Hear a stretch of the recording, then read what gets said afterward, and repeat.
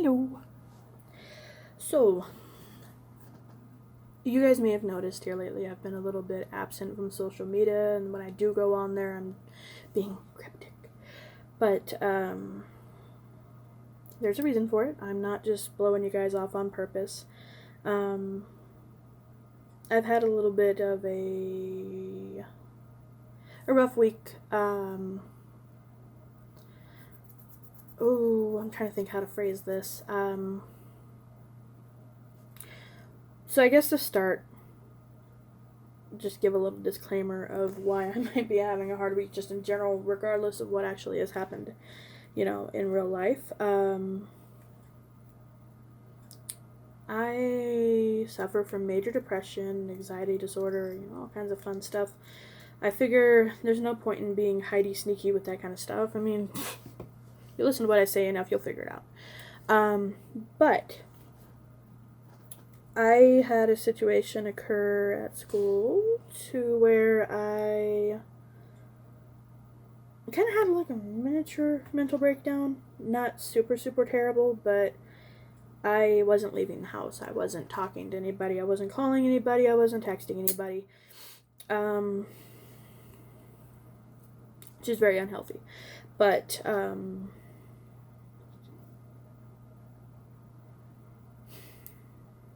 mean, honestly, that's the primary thing. Is a lot of my problem is internal, but there was an external little trigger, which I don't like using that phrase, but an external type of trigger to where I kind of shut down, and I don't really want to go into detail on it anymore. It's not that big a deal anymore. It's just more my inability to get over it because of how my brain is wired. I dwell on things and I think about them and think about them and think about them until I'm so upset about them that I can't function. It's a joy. But no, honestly, I think the whole point of what I'm just going to talk about in this video before I do a little song for you guys, whatever, empathy.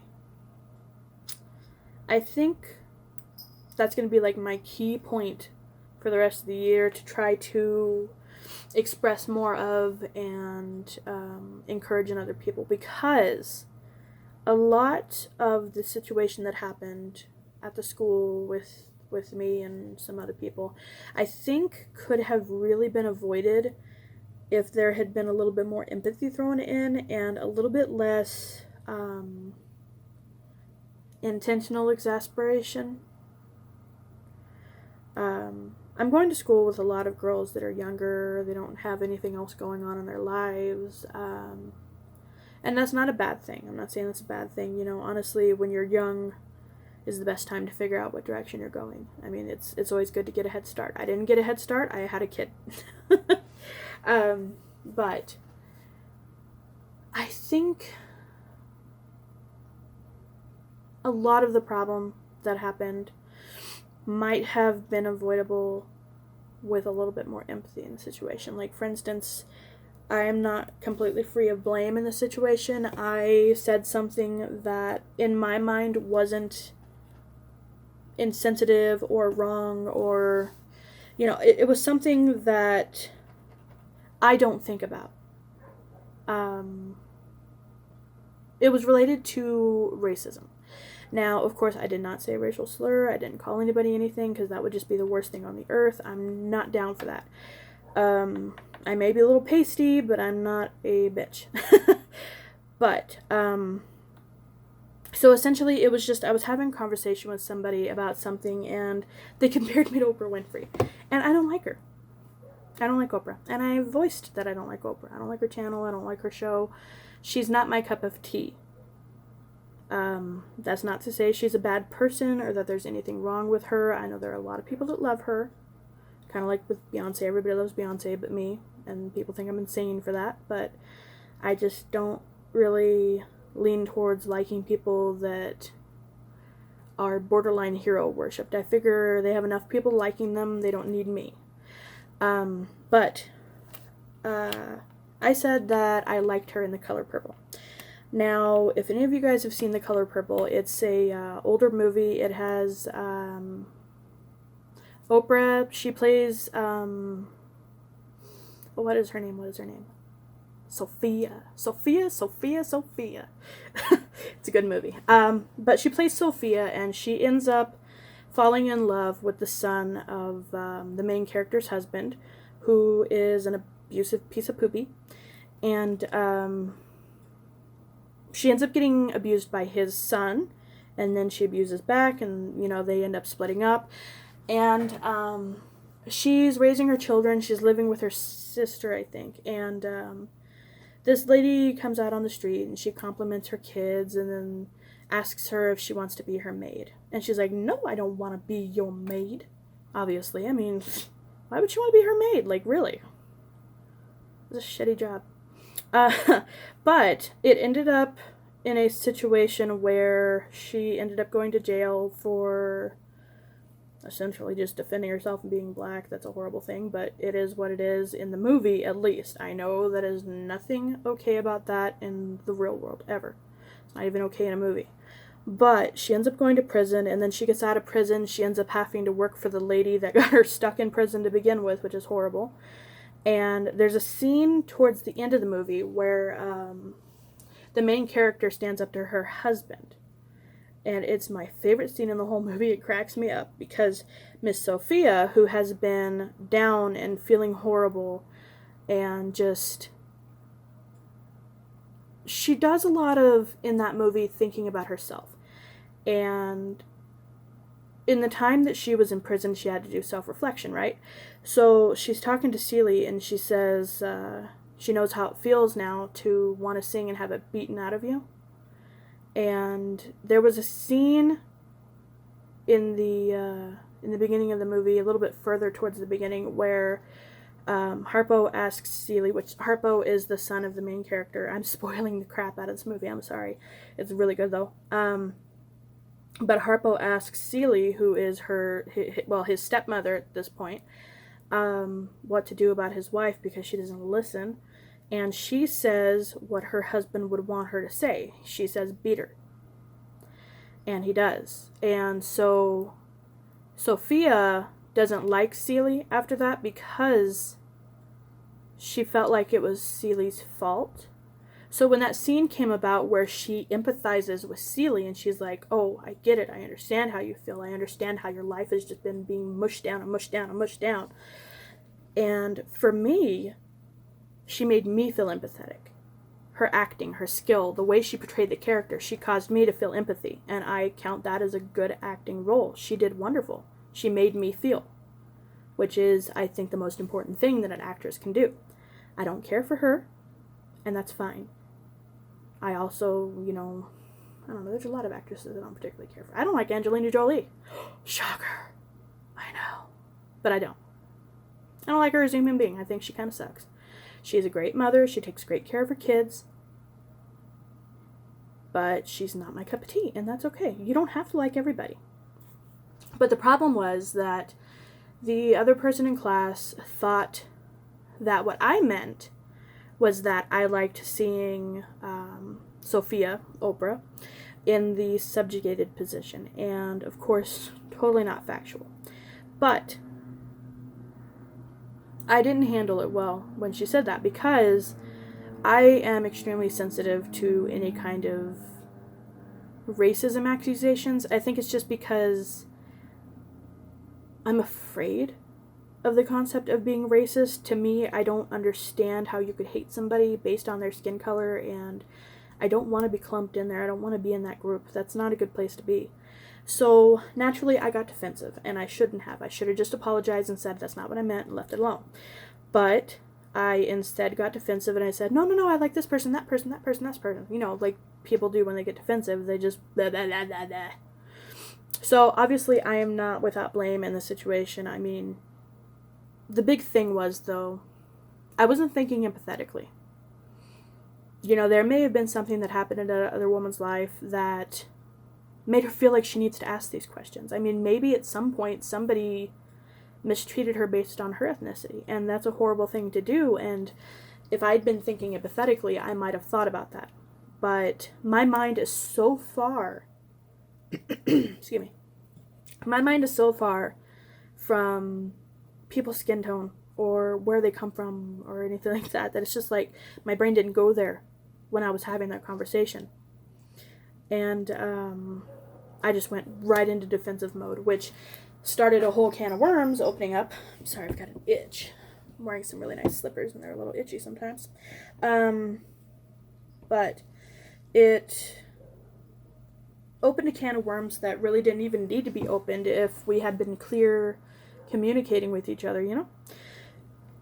But it ended up being something where it kept getting brought up, and then people were questioning whether or not I was racist because of the color of a bowl that I wanted. I mean, yeah, a bowl. B-O-W-L, bowl. And I got fed up with it, and I was like, okay, no. So I went and talked to somebody about it that gave me bad advice, and I followed that advice. And I do regret following that advice. I think I should have just left it alone or gone and spoken with the individual personally. That would have been a better way to deal with it. But I think both sides were in the wrong, just because we both could have taken the initiative and just had a moment after class, stopped, and talked to each other. You know, not at each other, not accusing, just talking. Because honestly, the lady that I had a problem with, she seems like a nice lady, honestly. Like, she seems cool. Like, I think maybe at some point in her life something bad has happened to her to make her feel like people in my, you know, people clumped in with me, essentially, might think harmful things towards her. And I've been in similar situations to where there's groups of people that I just don't trust. I don't like them. I have a little bit of a fear of older men, which maybe one day I'll get into why that is, but that is not a topic for today. But my point is that if the two of us had been more empathetic towards each other and thought about it and been like, well, you know, maybe there's a reason she feels this way, or maybe there's a reason that she didn't even think about that. Maybe we would have never even had a problem, but, you know, it's on both of us, and it's over now. It's done. It's taken care of. It's not something that I really need to be dwelling on. It's just, I feel like I've got to get it out of my head, or it's going to just keep on spiraling that drain, and I'm going to end up going into a big dark pit, which I've been slowly sliding down into since Thursday. I've been kind of, I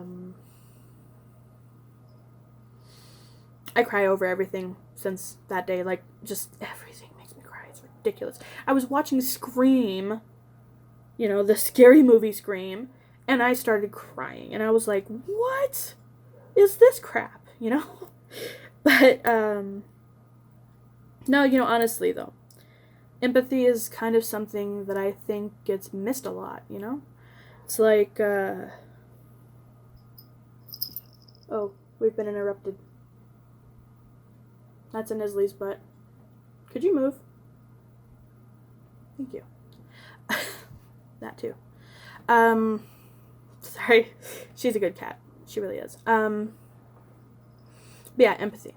So that's like, there's somebody that I've been talking to recently who had somebody very important to them pass. And I get it. It's hard to deal with. Honestly, she's like one of the strongest chicks I've ever met. I don't even know how she's still functioning. I would have melted down completely and turned into a pile of goo. But empathy, man. Because honestly, like, that lady that you bump into in the grocery store that's, you know, saying, move, get out of my way. Maybe she's so grouchy because of something that's happened to her. I'm sorry, she's interrupting again. Hi, Isley, what are you doing? She's like the white blob.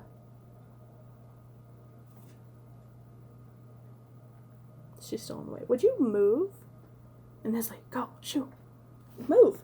She won't move. I don't know. There she goes. Okay. But yeah, honestly, there's so many situations where people don't think about what other people are feeling. I mean, that lady that's angry at the grocery store, maybe the reason she's angry is that she is working 2 jobs and taking care of a kid at the same time, and she's tired. I mean, I know a lot of you ladies out there that watch this that have kids. You're tired. It doesn't go away either. You're going to be tired forever. That's the size of it. I think my mom is still tired. But my cat is staring at me. Hold on, I'm going to show you this. Hello, princess. Can I help you? You threw off my groove.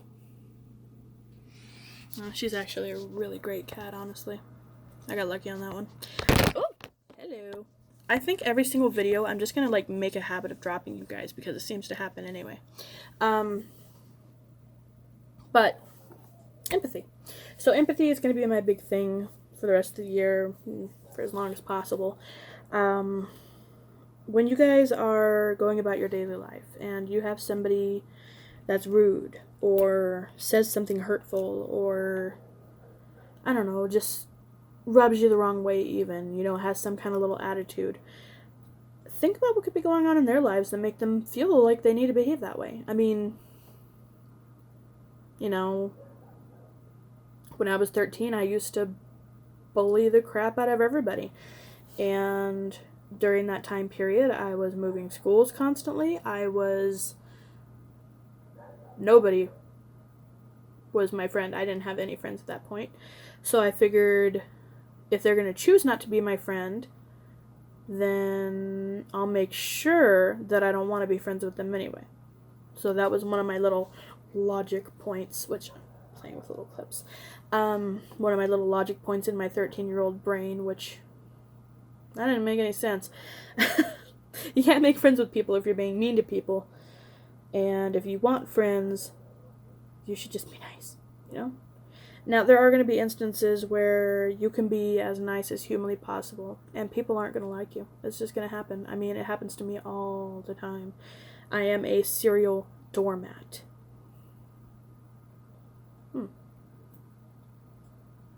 Little dimples coming back. Okay. I'm a serial doormat. I let people walk all over me, which I should not do. But I am so afraid of losing a friend because I spent most of my life not having any that I let people do whatever the hell they want. That's just Sarah. And this cat is still staring at me. Yeah, guys, just don't even worry about treating people how you want to be treated. Treat them how they want to be treated. Treat them how they deserve to be treated, you know? Not like thinking about it in the way that, oh, if they're mean, I'm going to be mean to them then because they deserve it. That's not right. They're people. They have feelings. They have thoughts. They have things happening in their lives that may be making them bitter and angry and upset. And instead of feeding into that more and feeding more of that energy to them, be nice. Say, hey, how's it going? You know, is everything going okay? And just be friendly, be nice, you know? It's not hard. I mean, even if you don't really mean it, you can fake it. And then eventually one day you might mean it. But just be kind. Be kind, rewind. But no, really, like, just be nice to people. I mean, really, it's not hard. It's not. And when you have people feeling so down about themselves because of what other people say, I mean, honestly, I know I'm hypersensitive, I know. I know, you guys don't need to tell me. But what people say affects other people. It really does. I mean, there was a kid that was going to school down the road from us in the high school. He was, I think, a freshman. I'm not completely sure. I didn't catch exactly how old he was. It didn't really matter the age of him, but he killed himself because he was being so severely bullied that he couldn't handle it, couldn't cope with it, couldn't figure out, how to live his life from there. And it happens a lot. It happens a lot, guys. That's why I say you've got to think about how other people are feeling, what could be making them act the way they do. That weird kid that you're like, oh, he's weird, I don't want to be around him. Maybe the reason he's weird is because he's autistic and he doesn't understand social cues, or maybe it's because he has no siblings and never learned to get along with other kids when he was little, so it's hard for him. Or maybe it's because he's been treated badly his whole life, so he doesn't, want to interact with other people because he's afraid it's going to happen again. You don't know. So when you intentionally go out of your way and bully that kid, you're just ripping him further down. And I think that's something that needs to be thought about a little bit more, because honestly, I did it too. I'm not even going to lie. I think a lot of teenagers, a lot of high schoolers, a lot of, little kids even, do that. And I think part of it is not learning not to do it. And another part of it is human nature a little bit. We're kind of messed up creatures, honestly. We destroy the environment that we have to live in, the only one we've got, and the only one that every other creature on Earth has. And yet we're willing to deny that there's global warming, that there's, so many different things going on in the world that it's insane. And we just slough it off like it doesn't matter, like it's nothing. And I think we do the same thing with our social interactions. We just slough off the stuff that we don't want to think about. But I kind of figure I've been talking about this long enough. I just wanted to get it out of my system, honestly, because I've been dwelling on what happened so much that I've been just miserable. Absolutely miserable and depressed and just hating everything about everything. Not wanting to go anywhere, not wanting to do anything. I don't want to eat, I don't want to drink, I don't want to sleep, I don't want to wake up. Just normal depressed people stuff. But, just be nice, guys. Like, really, it's not hard. Just maybe once a day, take one time of day that you interact with somebody. Just say something nice. Be like, hey man, your hair looks great. Oh wow. Oh wow, those shoes are awesome, dude. Where'd you get those? Or, oh man, those eyebrows are on fleek. However you talk. I don't know. Just think though, people have feelings. I have feelings, you have feelings. Your aunt's cousins, thrice removed, have feelings. Your cat has feelings, don't forget about those. Oh, now she's got her back turned to me and she's turned into a bread loaf. Look at this. Let's see my little loaf of bread. Loaf of bread. Hey. I love you. I don't care. That's what she says. She says, I don't care if you love me, I love me. That's another thing, though. Love yourselves, too. Because sometimes you're going to be in an environment where you're the only one that does. And I am the pot giving advice to the kettle, instead of calling the kettle black. Look at that. Purple light. Because that's something that I need to work on, too. So, we can work on that together. And I'm not looking at you. You're over here. I've got to get an actual camera with a lens that I can look at so that I don't look everywhere but at you guys. Also, hopefully this will be the last time that you guys see my hair this color. I am planning on going to the actual color that I'm trying to get to. Honestly, I've thought about having them cut this part just a hair shorter though. I don't know. The little piece right there bothers me because it's not actually attached, it's up there. See? But I figured I would do a couple seconds of a song because some of you guys like that for some reason.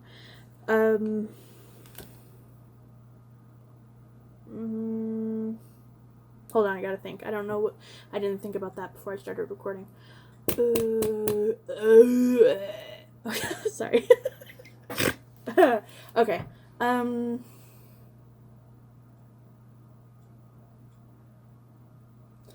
No, I can't take one more step towards you, 'cause all that's waiting is regret. And don't you know I'm not your ghost anymore? You lost the love I love the most. I've learned to live half a life, and now you want me one more time. And who do you think you are, running around leaving scars, collecting your jar of hearts and tearing love apart? You're gonna catch a cold from the ice inside your soul. So don't come back for me. Don't come back at all. Ta-da! There's your song. Okay, I'm done doing that for as long as I can get away with it. But no, if you guys like this video, just comment on it, whatever. You don't have to share it. You don't have to like me. I don't give a crud. As long as you're a little bit entertained, I don't care. Just love each other, okay? Like, really. It's not hard. Bye.